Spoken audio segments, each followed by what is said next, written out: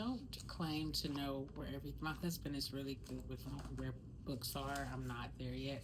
I mean, I'm learning what New Testament and Old Testament is. So this is Acts 830, 830. 830. I'm in Romans. I'm all over the place.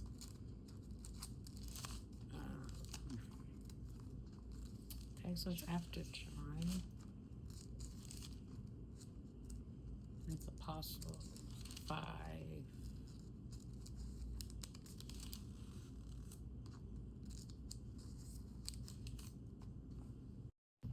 Okay, Acts 5, 1 through 11. Okay, Ananias and Sapphira.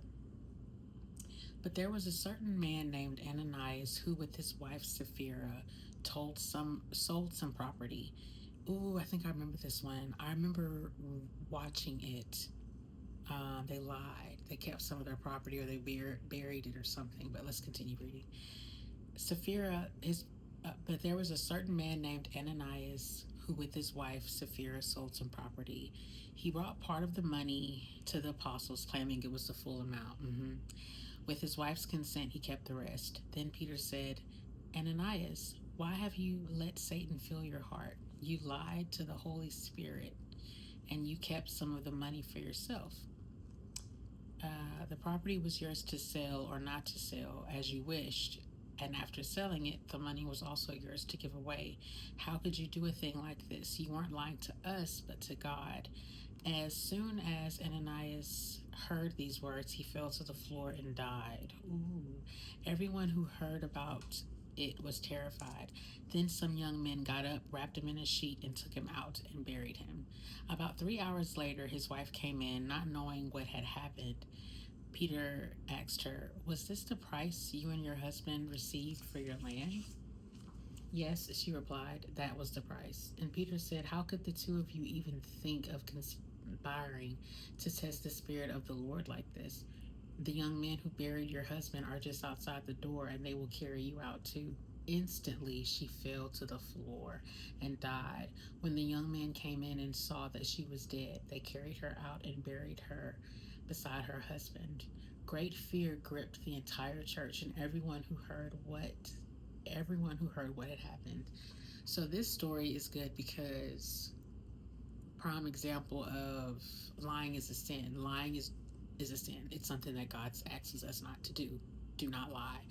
And if he came back and did what you guys are asking, we would drop dead for telling a lie. Now, no, Ananias shouldn't have lied, but it's thou shalt not lie. So if God wasn't merciful, if God didn't give grace, we would all just drop dead. Is that what you want? I don't think that people are reading and the Holy Spirit is speaking through me. I don't think people are reading what God has provided with the sense that he gave us, because I feel like if you were, for me, I'm reading this as a human being with human understanding. Gosh, if people are asking for God to come down and to make everyone this one way and not allow us to have free will, well, what if we really didn't have free will? How many white lies do you tell a day? I work with people who are very social. I am not a social person all the time. Sometimes I just don't want to go to lunch. This is just the first thing that's popping up in my head. Hey, you want to go eat? And I don't lie. I might just say, oh, I'm just swamped today. And what if I'm not? What if I just really want peace? That's a white lie, though. Do you see? That was a good read. Again, this was the story of Ananias and Sapphira. I do remember watching. This is why I love the watching part, because I watched this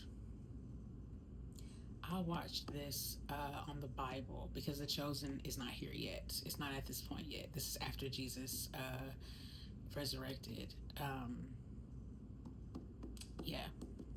But see, I know that because I watched it. I'm watching and reading.